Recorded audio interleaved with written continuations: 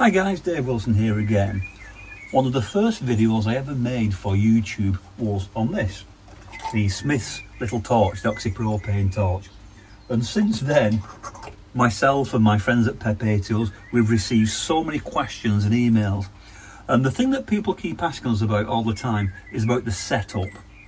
How to get it set up with the valves and the regulators and stuff. And I think a lot of people are quite intimidated by that. Well, relax.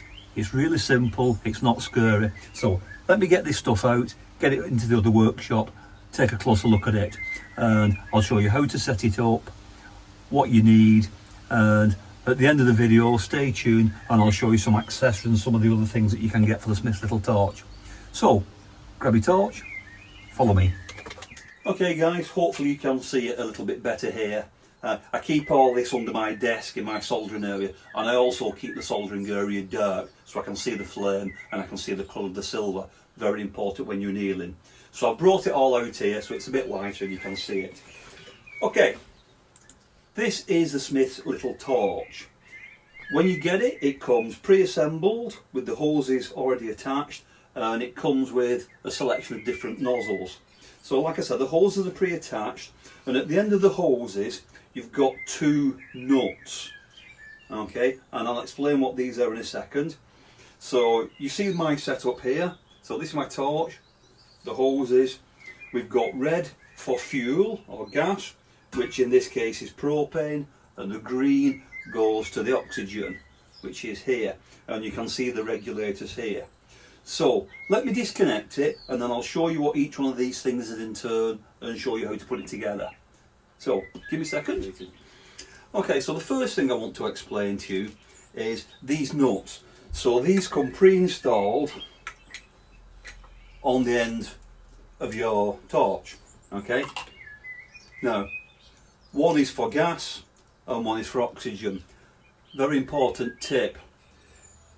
Smith make several versions of this torch, and if you look on Pepetools website you'll see that there's English, American and Australian. Now the torch itself is exactly the same torch, same buttons, same nozzles. The only thing that's different are these fittings on the end. So very important, when you order your torch from Pepetools, make sure that you get the one for your country, either the UK, Australia or USA. So you've got your torch. The next thing that we've got, I'll show you these first. These are flashback arresters. Okay, little brass connectors if you like. So the hose connects to one end, really simple, and then the other end connects to your regulators. These are just safety devices. In the event of a fire, they shut off the gas and the oxygen. Propane and oxygen, two separate ones, flashback arresters. So got a couple of those. And the regulators, now this is what people get worried about. Now you'll notice mine have got two dials. This is the oxygen one, it's got two dials on it. Now you don't have to get one with two dials on. You can get some that just have one dial on. Now in that case, that tells you the output pressure. So you adjust the knob and that sets the pressure. So that's the amount of gas that's coming out of the cylinder for you. In this case, mine's got two dials. So this is the output pressure and this is the pressure in the cylinder. Why do I need to know that? Because when that needle goes down, that means that I'm running out of gas. Okay, so the first thing, make sure that there's nothing inside there. And very important, this very important indeed, do not put anything on the threads. Nothing at all. You might be tempted to use some PTFE tape, some plumber's tape. No. You might be tempted to put some oil or grease or lubricate these fittings. No. They are designed to be airtight when you tighten them up. Do not put anything on the threads. So this is the oxygen, so it just goes in, offer it up, just turn it. This is like a regular screw thread, so you turn it clockwise to screw it in. There we go, just finger tight. Check, make sure that it's straight, you've not got it crooked or anything. Okay, that's absolutely fine. I'm now going to put the flashback arrestor on. And again, this is a British gas fitting, so it's going to fit the regulator. So again, exactly the same, that just pops on. And there we go, just screws on. Again, just finger tight. And then I'll attach the torch. Now, green for oxygen. Now, here's another interesting thing with these British fittings here. I can't speak for the other gas fitters around the world, but the gas and the oxygen go in the opposite direction. So the oxygen screws in clockwise, but the gas screws in anti-clockwise. So there's no possible way that you can mix them up. Okay, I can't attach the gas line to the oxygen, it won't fit, it screws the opposite way, so you can't get it wrong, it's foolproof. Okay, so there you go, so that's my oxygen. So exactly the same again, so this is my propane regulator. Now remember, this screws the opposite way around, so it's a little strange at first, but I'm screwing this anti-clockwise.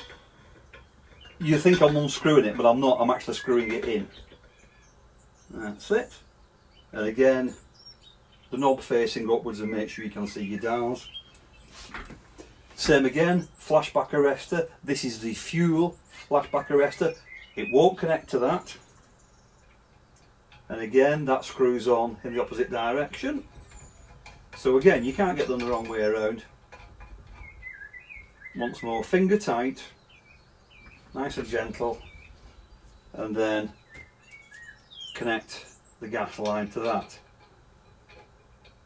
Now, very important, when you put these in, make sure that the end of the hose is pulled in and it's straight. There is a danger so that you can trap it crooked. So make sure that it's nice and straight, pop it on, and again, just finger tight, and there we go. So, just a quick check, so we've got the torch, so we've got the red going through the fuel flashback arrestor into the propane regulator, into the cylinder. The green going into the oxygen flashback arrestor, into the oxygen regulator and onto the oxygen cylinder. And like I said, they use different fittings, so you can't get them the wrong way around. So if you're happy with that, we now need to tighten everything up. Now, another important point, get yourself the right sized spanner or a good quality adjustable spanner. This is the one I use for my gas fittings, because all these gas fittings are brass. They're quite soft, so if you're going to start using wrenches on them and trying to tighten them up and overdo it, there's a severe risk that you could de-thread them, you can strip them, you can damage the fittings, or you can wear the corners of the nuts off. Okay, so use a good adjustable spanner or use the correct sized spanner. Remember as well, the oxygen, that goes in the normal way.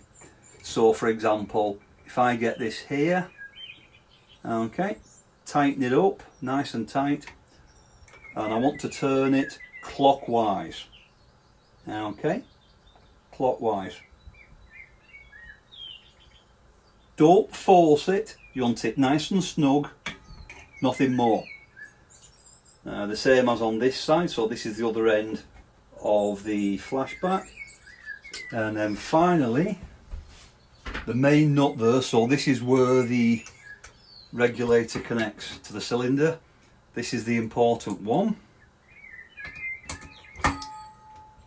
And remember, this is the oxygen, so this tightens normally. So imagine turning it clockwise. Okay, so if you're looking down the screw, you want clockwise. Again, nice and tight, but don't overdo it. Don't start using a huge wrench and whacking it with a hammer. You mustn't do that. Nice and tight. Same with the gas. Now remember, the gas tightens the opposite way, anti-clockwise. So again, just tighten that one, tighten that one, and then the main one here, and again this is anti-clockwise, so looking down the screw there, I'm turning it this way, so I'm pulling this towards me.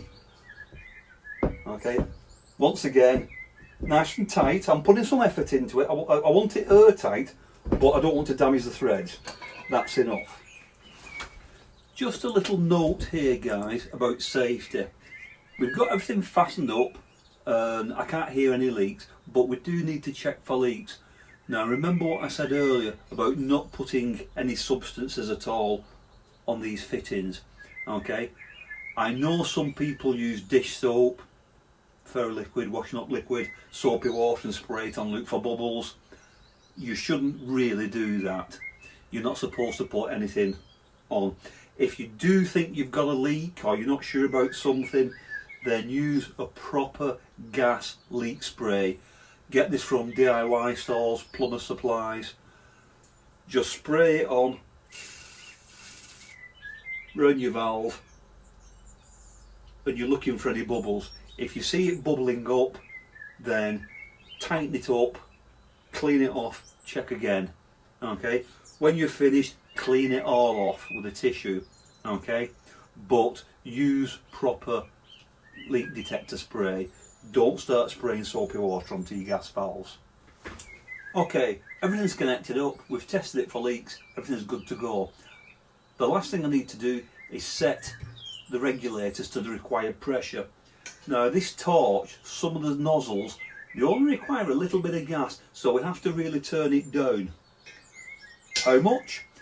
If you look at the manual, you'll see a chart, and that chart will list all the different nozzles, 2, 3, 4, 5, 6, 7, and it will tell you the pressure required for the oxygen and the fuel. Usually they're both the same. And it starts off, the number 2 nozzle requires about 2 psi, number 3 nozzle 3 psi, 4, 5, 6, 7, etc. And then the big multi-jet casting nozzle, which is the optional extra, that requires about 14 psi, which still isn't much. Now, if you've got psi listed on your dial, then obviously we need to adjust the dial to whatever psi. In my case, my dial says bar, so 14 psi is about 1 bar. So if I set this to 1 on the dial, that is all the pressure I need to run all the different nozzles on here. Now here's the top tip. You don't have to keep adjusting your regulator. I never touch this. I set it to 1 and I leave it. If I'm using the big casting nozzle, then that's fine. There's plenty of gas and oxygen to run that. If I'm using a smaller nozzle, I'll usually use like a number 4 or number 5. I just adjust it on the torch itself. I don't need to keep changing the regulators settings. So let me show you how we set up this. So let me point you up and you can get a closer look. Follow me. So if you look here, this is the oxygen. You can see that both the dials are on 0. So this is the cylinder and this is my output pressure. So first of all, let's open the tank. So the first thing you notice is this first dial, you see this flips up. So this is telling me the pressure in the tank. I don't need to know what the pressure in the tank is. The point is that's showing me that I've got lots of oxygen in there. Okay. The one I'm interested in is this. This is my output pressure. So open the oxygen. Can you hear that? And as I turn this dial, you can see the pressure goes up and I can hear the difference. And if I turn it the other way, you'll hear it going quiet. That's the pressure going down. I do exactly the same with the gas. So open the gas, turn the regulator and watch for this. Now, I haven't touched this. This is exactly how it is from my workshop. And you'll notice here, the red dial says the PSI and the outer black dial says the burr. And this is set for my casting torch, exactly what I just said. So that requires about 14 psi, and you can see 14 there, and that is just underneath 1 bar. So basically I have both my gauges set to about 1 bar, 14 psi, and I just leave it at that. Simple as that.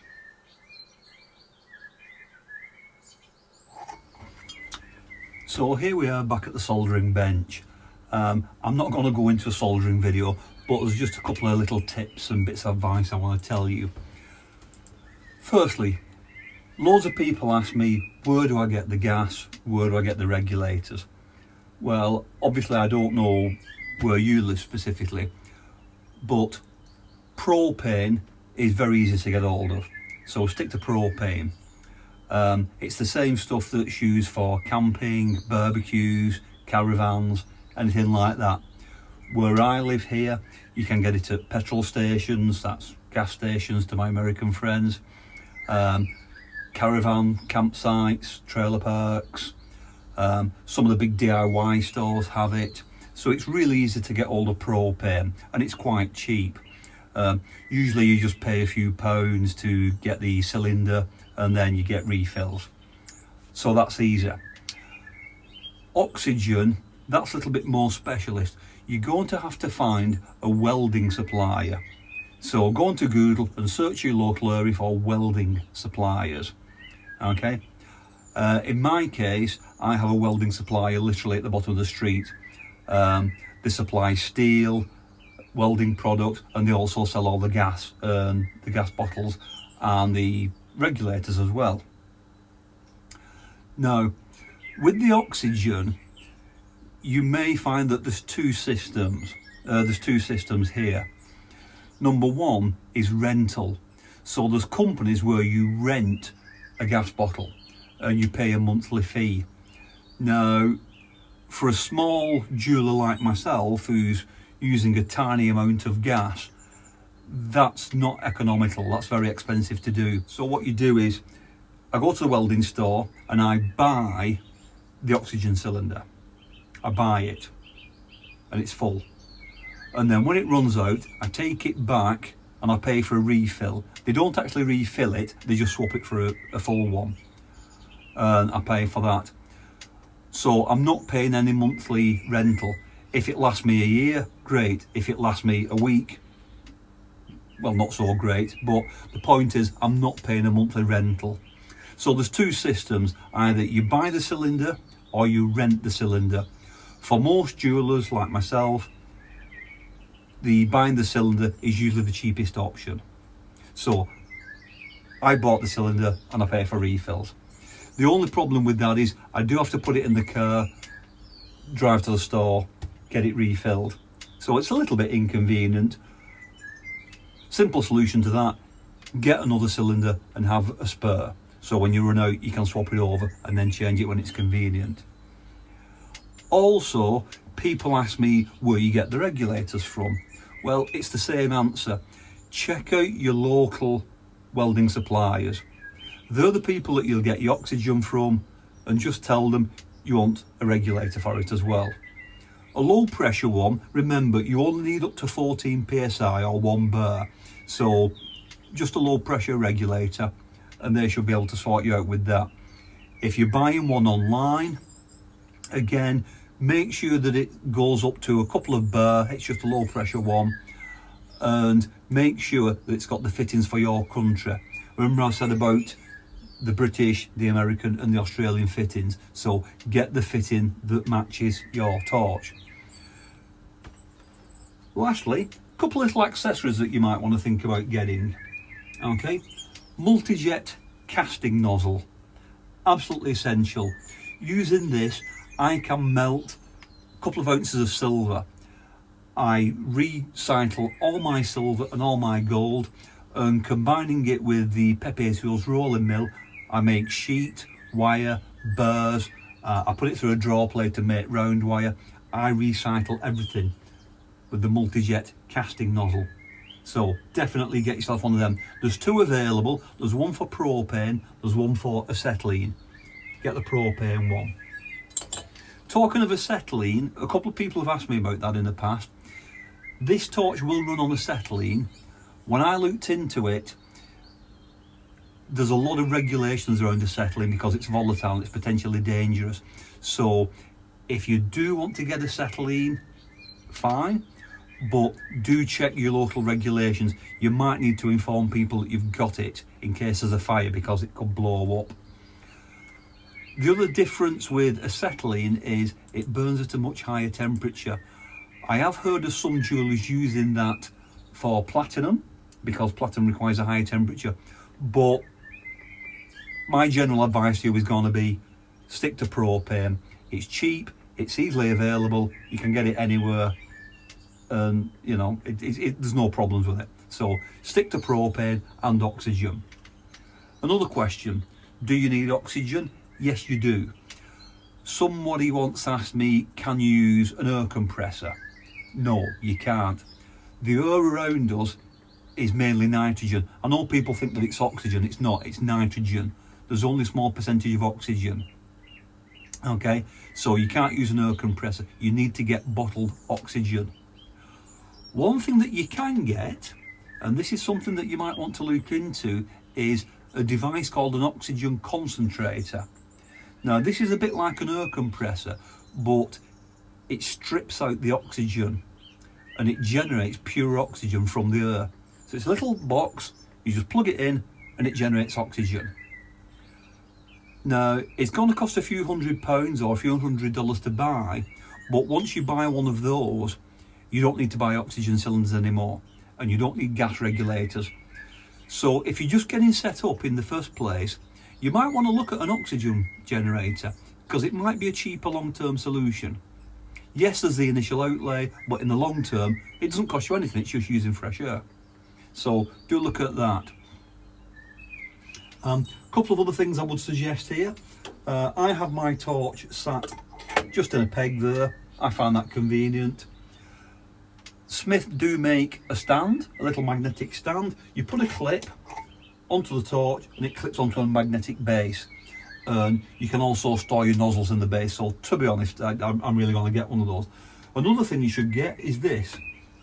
This is an electric igniter. Okay, do not use a cigarette lighter. I've heard some terrible stories of people pointing the torch at the hand, lighting it, and the cigarette lighter blows up in the hand. Don't point the torch to your hand, use an electric lighter. At the very least, use a flint striker. But get yourself one of these from Pepetools. You want to light your gas, just tap it to it, it lights it. Brilliant, nice and easy. So I think I've answered all your questions. Check out your local welding suppliers, they're the ones that are going to hook you up with the oxygen. Make sure you get the right stuff for your country. Check out some of the accessories. Last little piece of advice, look on Pepetools and read my blog. Everything that I've said in this video, I've put in a blog. There's pictures, illustrations, there's links to different products and that. So go and have a read, check that out, and hopefully it'll answer all your questions. And if you still need to know something, just get in touch with myself, the guys at Pepetools, and we'll sort you out. I hope that helped. I've been Dave Wilson. Thanks for watching, and I'll see you real soon on the next video. Bye for now.